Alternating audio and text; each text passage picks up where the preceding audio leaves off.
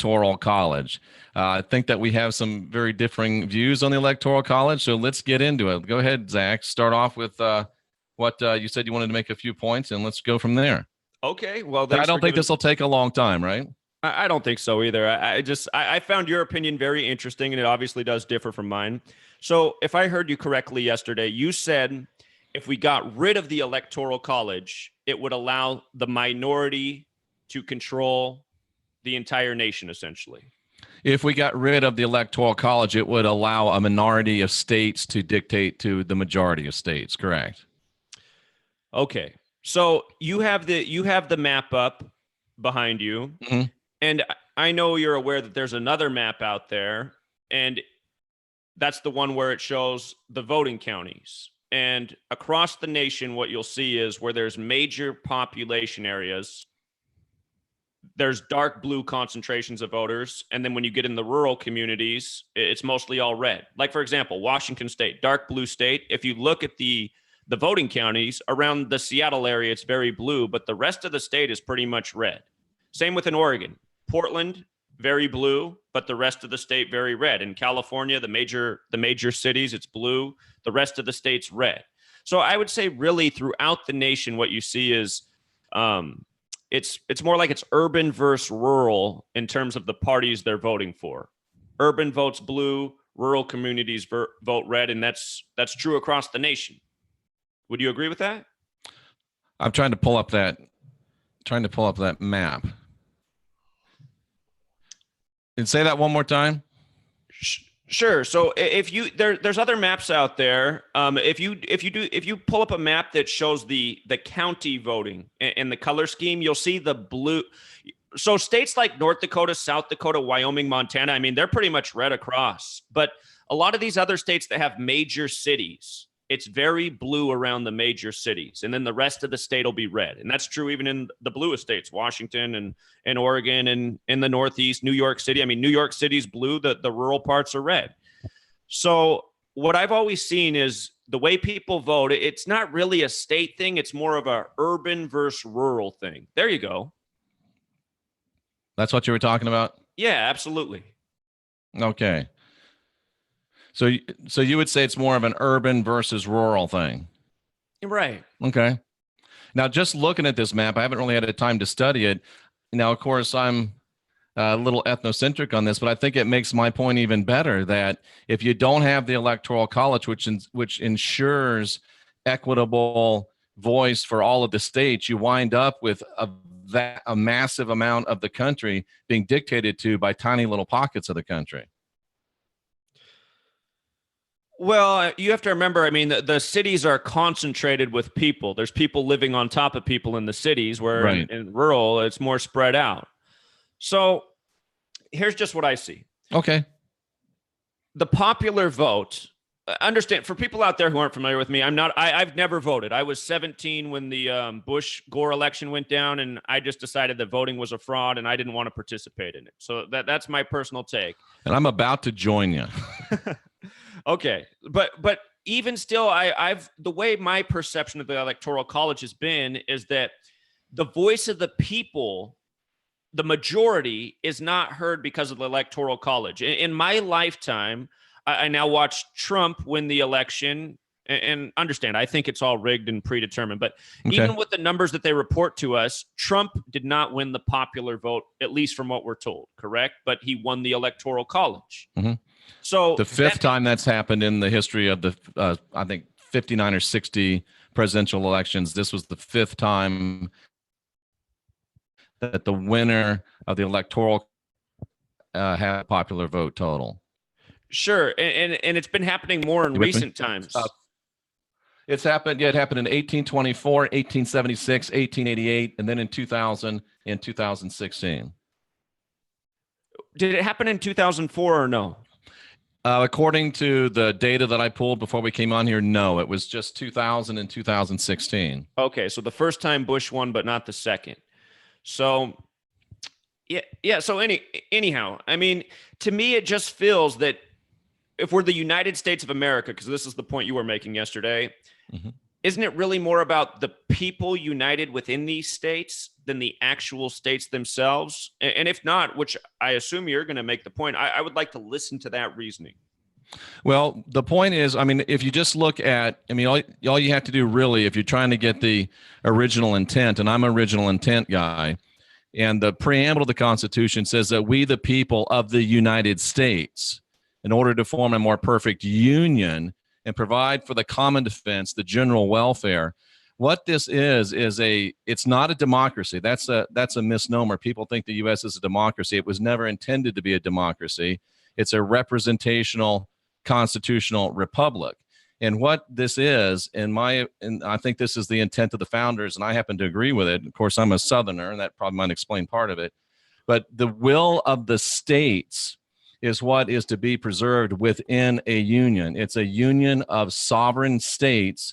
And the reason why states have joined into this union is for the common good, the common betterment, promote the general welfare, secure blessings of liberty to posterity, and ordain and establish a constitution in an effort to join together for a common good. But within that joining together, in order to have the will and the sovereignty of the several sovereign states respected, the Electoral College was established so that the populous states or regional states can't dictate to the whole. I mean, right now, up until now, it's been about 9 states that are more liberal, and now it's down to 6. So my argument would be, without the Electoral College, you have 9 states, 6 states dictating to either 41 or 44 states. And I would say that is oligarchy and tantamount to royalty. I do see your point. And essentially, I imagine what they were trying to preserve is if certain states were farming a certain crop, and they were dependent on that crop, and these other states were saying, well, that crop's not important to us. And so that could really screw over that certain set of states. Is that essentially the mindset you're coming from, and why it shouldn't be that way? Well, I come from a states' rights mindset, and that we really are a union of sovereign states. And the important thing is the union of the sovereign states when you talk about the whole United States of America. And within the states themselves is where you have the population determining things. And I mean, to be, put forward another argument, the electoral votes per each state are based upon the population of the state. So my argument could be that the population's already figured in. But I see your point too. If you go to a straight person, one man, one vote, then the Electoral College has 5 times in 58 elections or 59 elections caused one man, one vote not to come. But I guess, again, what was the original intent? And it was Aristotle himself that said, true democracy only works for the amount of people that a man can see from the top of a hill. Yeah. I think there's a lot of truth to that statement. Yeah, well, so you do make a fair point, and I understand. I do understand the reasoning. It just seems that if you have to choose, though, if it's about the people and what the majority of the people want that are living within this nation, I feel that is the more democratic way to go, to let the voice of the people be heard. And ultimately, I think what it comes back down to is that this nation is just so big and it's so diverse. The needs of people in certain areas of the country are much different than the needs in other parts. I truly believe that the United States would be a lot better off if we did not have a federal government dictating to us, and we all had our state governments that were accountable to us and looking out for our best interests. I couldn't agree with you more. I 100% agree with that statement. Okay. So what do we do as a people? I mean, what do you see as the path forward and the solution for where we're at? I think that we have to somehow break the monolithic power that the federal government has accumulated. And I think the only way to do that, and it's already there. I mean, the 22nd Amendment has set limits on the presidency to 8 years. And we have a 3-branch government: legislative, judicial, executive. And if we have a 8-year limit in the executive branch, I think we should also have an 8-year limit in the judicial branch and an 8-year limit in the legislative branch. And if you put in term limits, and if you eliminate any of the stipends and retirements and pensions for elected officials, I think you would go a long way to breaking the monolithic power of the professional politician. That would be my RX for it. I definitely see that argument. The only thing I worry about with that is at the same time, the way our federal government's set up with all the lobbyists there and the corrupting influence, a lot of people could come in, do some damage, and then be gone. And I call this the United States of amnesia because nobody remembers anything past Monday. If these guys are in and out, So what do you think should be done, Zach? I really just think we got to get rid of this federal government. I think it's a monster, and I think it abuses its power. And I honestly don't know if there's any solution to the problems we see with our federal government other than to abolish it. So, I would be with you in abolishing it, but how can we do it? I mean, even Thomas Jefferson, who, if I had to go out on a limb, would probably be on my side in this debate. Even he said that now and again, a little revolution is a good thing. Absolutely. So the only way that I see that we can do it is to spread the awareness, create a movement, and say, look, we're not paying our federal taxes. Boom. We're not voting in federal elections, and we're doing it in massive numbers. So we're safe because we can't do it as individuals. Then we'll get targeted and we'll get punished and we'll get fined and imprisoned and who knows what else. But if millions stood up, if this movement came about and millions stood up and said, okay, this year I'm not paying my federal taxes, I am not voting, and that spread, I mean, I don't know how the federal government would carry on without any revenue or support or votes behind it. But Zach, if they gave an election and nobody came, would they fake it and say that Trump did get reelected even though there was no votes? I imagine they would try to, but it would be much harder to do if there's nobody at the polling places. The news every day, what are they doing on the news? They're showing you the polling places, the excitement of voting. They got people on the TV. Hey, if nobody's there, how are they going to do that? So exactly. And I think I agree with you 100%. We do need to abolish the federal government. We need to. That's why a few years ago, I was really hoping that, somebody like Buchanan or somebody like Ron Paul could get in there and cause enough crap where there wouldn't be a plurality for the election of a president. They would create a constitutional crisis and they'd have to go back to the drawing board. And that's why I wish that Ron Paul would have had the guts to run in the general election. And that's why I wish they hadn't stole it from Bernie last time, because I'd love to see an organic constitutional crisis that blows everything up and makes us start over again. Well, I think you just made some good points there because you see the massive support that these people have. You see every time they run, there's just stickers everywhere. Ron Paul everywhere. I'm up in Seattle, liberal territory, not exactly libertarian territory. What was it, 2004 or 8? I'm losing track of time. There were Ron Paul things everywhere. And then when they had the polling numbers, they were just so tiny. And I'm thinking, no way are his numbers that tiny. We just saw Bernie Sanders. Bernie Sanders, no doubt, won the Democratic nomination. I mean, he was turning out crowds everywhere, but then he's not the Democratic nominee. I remember in 2000, Ralph Nader was making waves. Yes. Ralph Nader was selling out basketball stadiums across the nation. And then when it supposedly on voting night, he had less than 1% of the vote. I mean, no way. Yeah. So they're not reporting the real numbers. There's no way. And in I think it was 96. I'm lost on dates right now. Was it 96 or was it 2000? When did Bush get elected the first time? 2000? 2000. In 2000, I was no, it was 96. I was working because we were running against Bush's dad. We were running. I was running the state for Pat Buchanan, worked for Pat Buchanan, and we were pounding the pavement up in New Hampshire. That shows you what kind of a guy I used to be. And we got almost 50% against a seated president. And the money was pouring in, the momentum was starting, and all of a sudden it was like somebody flipped a switch. All the money ended, all the media ended, all the volunteers ended. It was over. They decided Buchanan's making too much noise. He's done. Cut him off. So it's an uphill battle that we fight. Right. So I don't think we can win by participating in the system. I think it's about protesting and absolutely not participating and not giving our revenue and not giving our time or our energy. I just think that's the only way to beat it. So. Absolutely. So what we really need is to stop having debates about the Electoral College, the tempest in a teacup, and start smashing the cup. Right.